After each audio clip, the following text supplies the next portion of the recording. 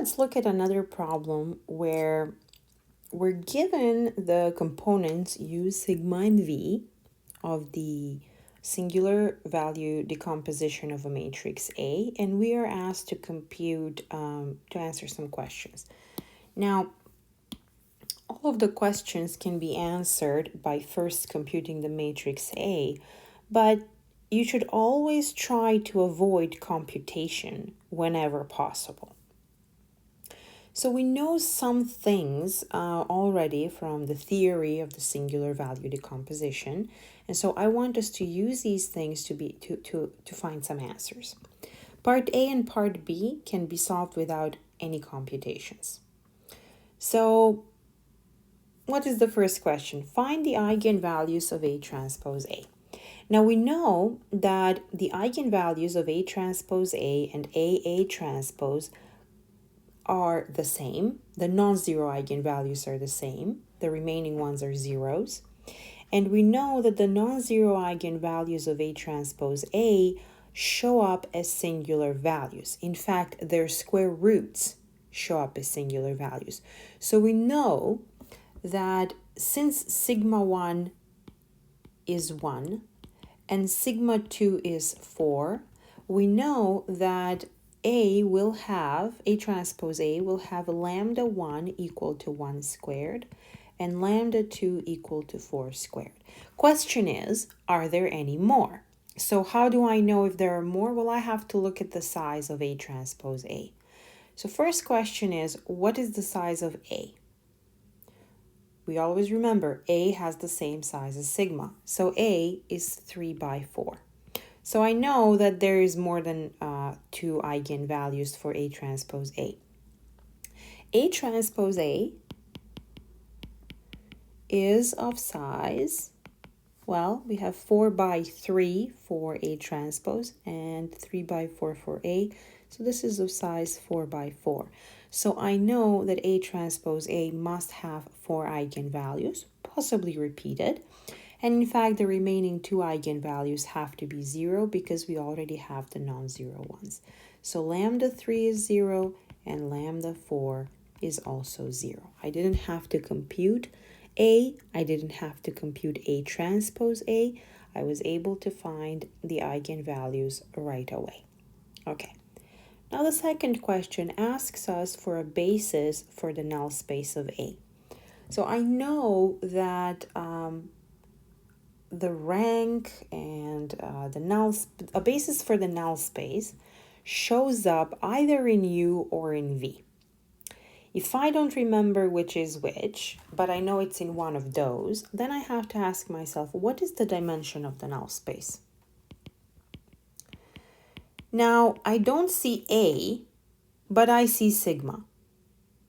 And the rank of A is the same as the rank of sigma. The size of A is the same as the size of sigma. So since A is of rank 2, because sigma is of rank 2, and the null space counts how many free columns A has, which has to coincide with the number of free columns in sigma, I know that the dimension of the null space is 2, because the rank is 2. So because the rank of the matrix A is 2, I know that this here gives me a basis either for the column space or the row space. I'll think about that for a moment.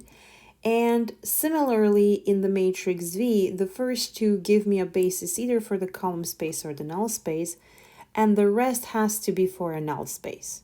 Sorry, column space or row space is what I meant to say. So the remaining parts here are going to be for some null spaces. Question is, will they be for A or will they be for A transpose? Well, because we saw that the dimension of the null space is 2, it clearly can't be this. But also I know that the null space vectors, if A looks like sigma in terms of the size, have to have 4 components. So this has to be the null space of A. Then I know right away that this over here must be null space of A transpose. And then by the fundamental theorem of linear algebra, obviously this is A and this is A transpose, but also from the fact that the columns of A have 3 components. So this must be the column space of A. Therefore, this is the left null space. I see that the rows of A have 4 components. So this is where the row space basis must be. And therefore, by the fundamental theorem of linear algebra, this will have to be the null space, left null space, because they are orthogonal complements of each other. So I've identified bases for all of the fundamental subspaces of A, and so I know that the null space of A is spanned by 1, 1, negative 1, negative 1, 1, negative 1, negative 1, 1. Now you could say, why didn't you take the 1/2? I was not asked to find an orthonormal basis. So these two vectors are orthogonal because they come from V, and V is an orthogonal matrix. But to normalize them, I have to multiply them by 1/2 because their lengths are 2. But I'm just asked to find any basis. So actually any multiple of that vector and any multiple of that vector put together gives me a basis. So this is a correct answer, and putting a 1/2 in front is also a correct answer. You could also multiply them by 10 if you want. Now part C. Prove that AX equals B has a solution if this is B. I still don't have A. How can I prove that AX equals B has a solution? What is the condition to guarantee that we have a solution for B? Well, B is of the form AX. A times X gives us a vector in the column space. So B gives a solution if B is in the column space. So the question here can be restated as, is B in the column space of A? Okay, if B is in the column space, then AX equals B has a solution. I see here that I have a basis for the column space of A, and so to show that B is in the column space, I have to show that 1, 0, 2 is a combination of these two vectors. How could I do that? Well, there are multiple ways. I could take this 1, 0, 2, put it as a third column, in another matrix reduce and show that there are only 2 pivots. But a more efficient way is to demonstrate that B is in the orthogonal complement of the left null space. Namely, if B is in the column space, then B is orthogonal to this matrix, to this vector. So all I have to check is that B is orthogonal to the left null space. So if B is in the column space of A, it means that B is orthogonal to the left null space of A. So all I have to do is check the dot product between B, sorry, that's a 1, 0, 2, and a basis for the left null space, which is 2, 2, negative 1. Of course, I could do the 1/3, but it doesn't matter. If you take the dot product here, you clearly get 0, and that is proof that AX equals B has a solution for this particular B. You don't have to look for the linear combination. All you have to do is check that it is orthogonal to the left null space using the fundamental theorem of linear algebra. Now comes the question of finding A. We can approach this in 2 ways. The smart way and the not so smart way. What's the not so smart way? Well, you could say, okay, A equals U times sigma times V transpose. By the way, U and V are symmetric, so I don't have to worry about that transpose. So I just need to multiply these 3 matrices. That's a hell of a lot of computations, right? If I do this times that and then a bunch of matrices, it's a lot. The smarter way to look about it is to go about this is to use the generalization of the spectral theorem. I know that A is a rank 2 matrix, so it must be the sum of 2 rank 1 matrices. And in fact, A must be sigma 1 U1 V1 transpose plus sigma 2 U2 V2 transpose. So what do I need to focus on? I need to focus on these two vectors, the two numbers 1 and 4, and these two rows. That is all I need to focus on, plus the 1/3 and the 1/2. That's all I need to focus on, and I will be able to find my A with fewer computations than if I were multiplying the matrices all together. So let's carry out those computations and see what we get. So we said A equals sigma 1 U1 V1 transpose plus sigma 2 U2 V2 transpose. This is equal to, sigma 1 was equal to 1 times. From U1, I have to take 1/3 times the first column, which is -1, 2, 2. -1, 2, 2. Then from V, I have to take the first row, which is a row of 1s, but there is a 1/2 in front. So I have to do 1/2 times the row 1, 1, 1, 1. And then sigma 2 equals 4 times 1/3 coming from the matrix U and 1/2 coming from the matrix V, but I have to make sure that I take the right row and column. So from the column, I have 2, -1, 2, and then I have 1, -1, 1, -1. So we have 2, -1, 2, 1, -1, 1, -1. Okay, so of course here I'm going to flush out the constants to the left. So I have 1/6 times -1, 2, 2 times 1, 1, 1, 1 plus 4/6 times the matrix times the product of 2, 1, 2, 1, -1, 1, -2. Now, as you're seeing here, when I take the products, so on the first side, I really don't want to put that 1/6 inside. I'd like to keep it on the side here. So when you multiply a column times a row, think of it this way. This column times 1 is the first column. This column times this one is the second column, and so on. So you see that this first matrix is just this column in all 4 column positions.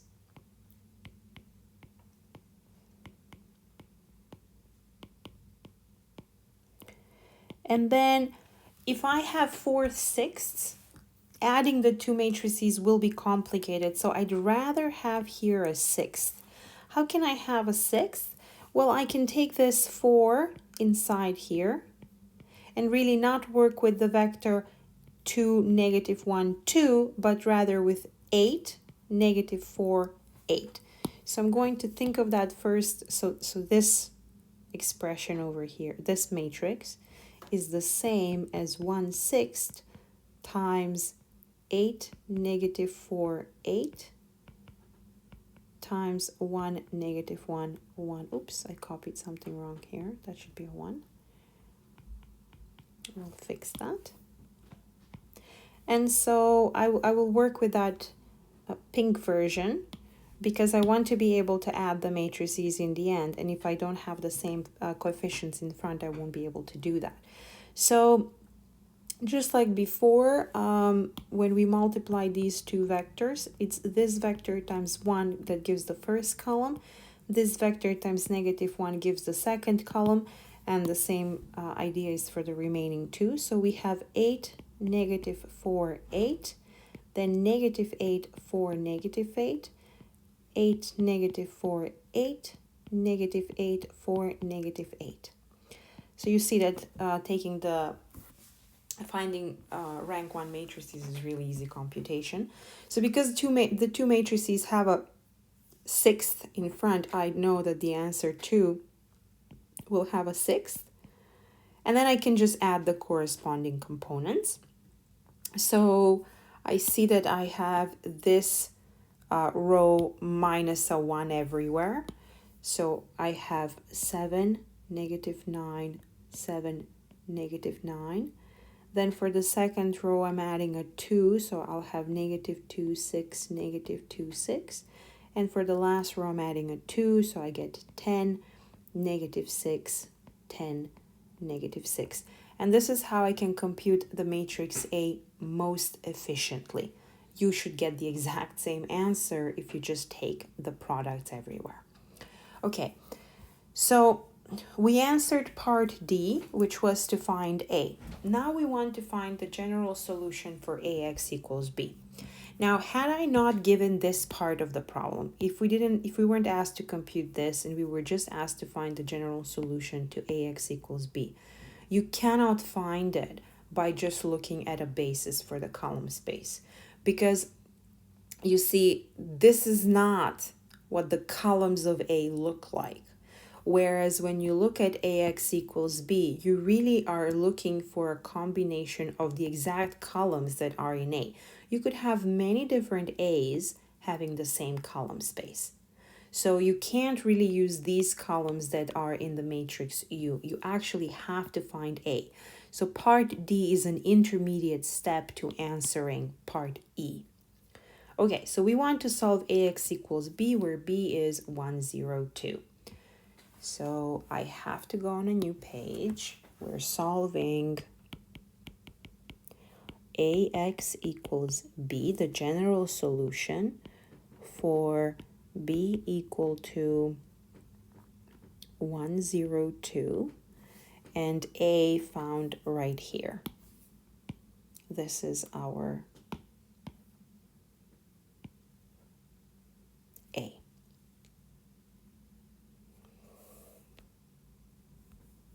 Okay, that's the matrix A. So you may feel like you should put that 6th inside. I'm going to discourage you from doing that. We know that the columns of A are, A is of rank 2. The first and third column is the same. The second and fourth column is the same, whereas the first and second columns are not multiples of each other. So you see that you can just stop for a moment and focus here. Those are the pivot columns, right? The other two, they're multiples of them. Now, the general solution to AX equals B, just a reminder, the general solution is a sum of a particular solution that we are going to find. There are infinitely many, but we will find one particular solution, plus the null space solution. The null space is already given for us. We don't have to find it again. We already have a basis for the null space right here.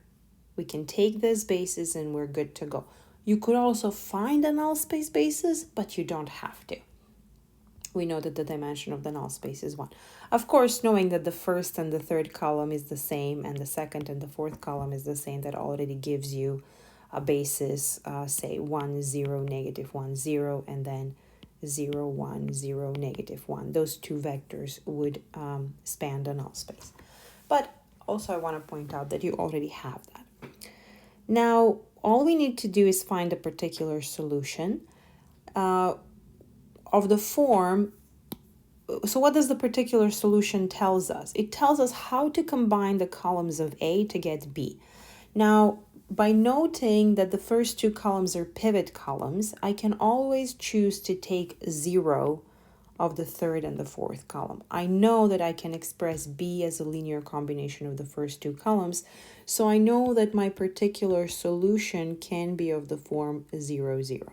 The question is, what should the first two components be? So how much of column 1 plus how much of column 2 should I take to get B?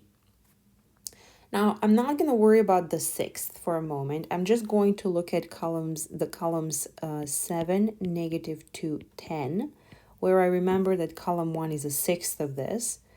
And I will look at negative 9, 6, negative 6, trying to obtain 1, 0, 2. Now, this 0 is very powerful. If I just focus on trying to get a 0 in the second component by combining these two columns, I'm probably going to be on the right track. So how can I get a 0? Well, if I multiply the first vector by 3 and the second by 1, I will get 0 in the second component. but I'm not going to get 1, 0, 2. So I'm hoping for a multiple of 1, 0, 2. What will I get in the first component? So if I add these two vectors, what I will get is 21 minus 9, a 0, and 30 minus 6. That is equal to 12, 0, 24, which is equal to 12 times 1, 0, 2. So I see here that I have a 12. Okay, I'm getting there. I didn't get a B, but I got close to it, right? Now, how can I get B?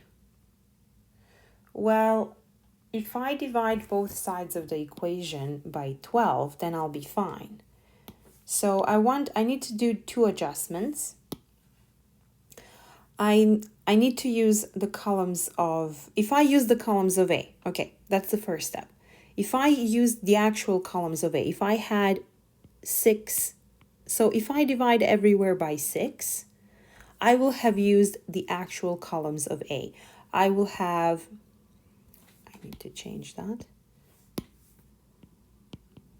So this was 3 over 6, and what I wanted to write was 3 times 1/6 plus 1/6 of the second column equals 2 times B. So what did I get? I got 3 times column 1 plus column 2 equals 2 times B.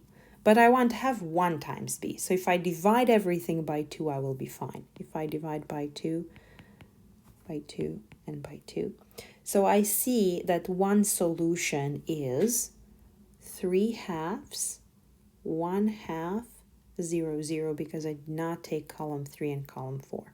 So having found a particular solution for the problem, we have the general solution. The general solution is now 3/2, 1/2, 0, 0, plus C1 times that first column for the null space, plus C2 times the second column that comes from here. So these two columns where we have 1, 1, negative 1, negative 1, and then negative 1 in between. So 1, 1, negative 1, negative 1, and 1, negative 1, negative 1, 1. Okay. So this is the general solution. I won't lie, it's probably not very fun to reduce this matrix. What about some tricks that you could use for the reduction? So if we really needed to reduce the matrix A, first of all, I wouldn't reduce A with a 6th inside. I would always reduce this matrix, which is 6 times A. Second thing I would do is I would remember that since I know that the rank of the matrix is 2, I know that 2 rows are going to be independent and the third one is going to depend on them. Therefore, all I need to do is check, are there 2 rows that are just multiples of each other? No, there aren't. Then I don't have to keep this row as the first row. I can push it to the third row and put this one, actually just bring this one down. Why would I do that? Because 10 is negative 5 times negative 2. So it's very easy to eliminate with this 2, negative 2 here. And I know that eventually I will get a row of 0. So I could just choose to forget about that last row and focus only on these 2 rows because they give us the null space completely. But if I do that, if I switch these 2, I will also have to switch these 2. Okay, so you would write an augmented matrix to solve this. But on the test, as you've probably noticed, I do try to give you numbers that you can solve by observation. So some smart observations here allowed us to avoid elimination. And this is pretty much all I have to say about the singular value decomposition. You see that we can deduce a lot of things. Go back to this problem of AX equals B from the matrices. We can conclude something about the eigenvalues of A transpose A. We can find bases from the 4 fundamental subspaces. In fact, they're already given in the singular value decomposition. And do not underestimate the rank 1 case where if you have a 2 by 3 matrix, or actually it doesn't matter what kind of matrix you have, what matters is that a rank 1 matrix immediately gives you a basis for either U or V, and then you use that to get a basis for the other ones without having to go to A transpose A or AA transpose.